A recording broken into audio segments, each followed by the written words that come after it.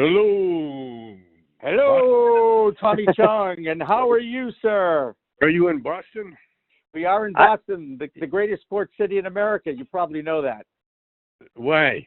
Why? Because we always win. Boston Bruins win? Yes, they have won once in the last few years. Yes, they have.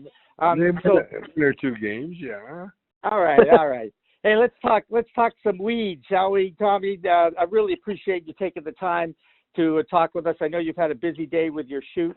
And first of all, I got to ask you about Chong's Choice. Tell me a little bit about the company and what you're doing now. Well, Chong's Choice, we started right when weed got legal, and we're, our biggest, or one of our biggest product is chocolate. It's called Defunt's chocolate, and it's Chong's Choice chocolate, and it's infused, and all the ladies love it. And it helps. My wife loves it because it helps her sleep at night, and then we have flour, and we have all the other goodies. We have trays and grinders and all sorts of stuff, and it just gives me something to sell while I'm talking to you guys. Appreciate it. Hey, Tommy, nice to meet you. This is Curt with Cannabis.net. Big fan. I really appreciate your work. And I've been waiting a long time to ask you a couple questions. Sure. First, we did a story on Cannabis.net that was, does Cheech and Chong need to die for for Chong's Choice to go national? And the gist of the story was, is there any mixed emotions, or is it bittersweet for you when, on one hand, the new cannabis culture puts you on a pedestal, the Mount Rushmore of weed, and appreciates what you did, but in the same conversation will say, we're not Cheech and Chong stoners. We're not that kind of character. We go to work. We have jobs. How do you feel inside when you kind of get a compliment and a little bit of a backhand from the same culture now? Well, compared to where we were, it doesn't matter. I don't care what people think. In fact, you know what they found is that negative publicity is more effective, and that's probably what happens. When you mention anybody, especially Cheech and Chong, in the same breath as cannabis, it's a plus, no matter what what you're saying. Like they used to say, Up in Smoke promoted people to drive crazy, bad drivers. And all people heard was Up in Smoke and Cheech and Chong. That's all they hear. So no, I don't. I think any publicity is good publicity. It's when they quit talking about you that you got to worry about it.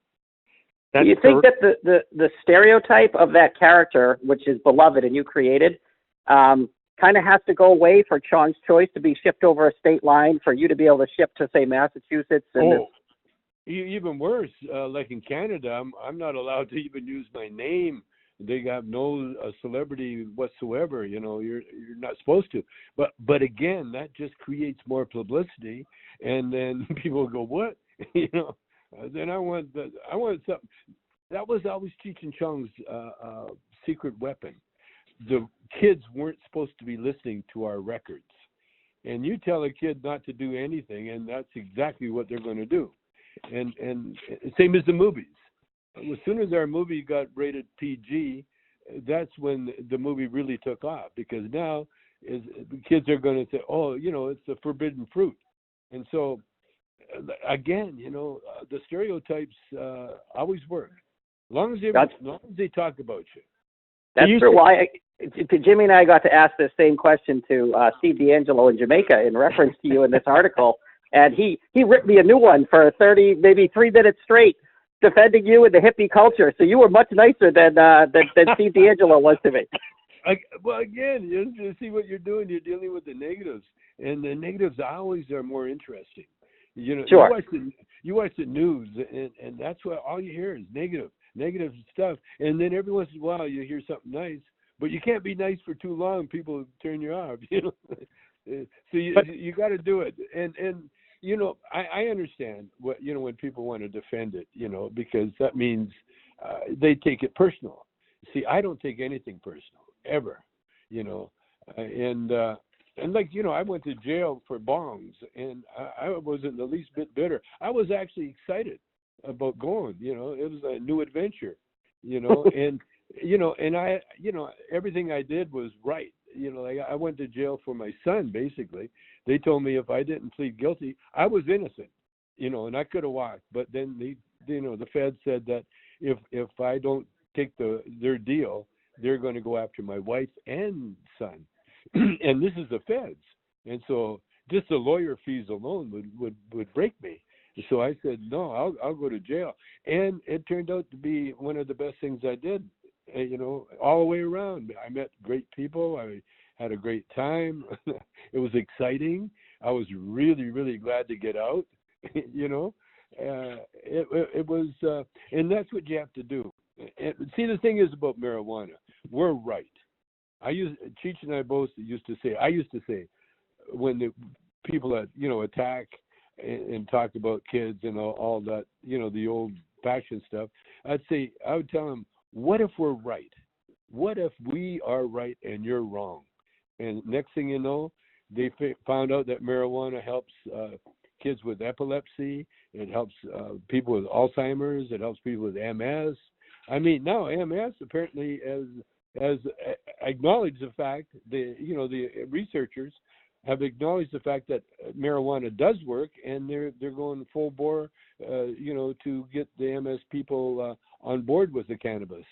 So, no matter what you say, you can talk bad about Santa Claus, but he's still Santa Claus. That's true. That's funny. Hey, Tommy, I know that you talked a little bit about your experience in prison, but you met somebody very special there that people may want to know who that is, and I believe you're still friendly with Jordan Belfort, I guess, right? Oh, yeah. Well, Jordan and I shared a cubicle, and I helped him write his book. And the way I helped him was with negative. He showed me a page of what he had written, and he was trying to be sophisticated and write like Tom Wolfe.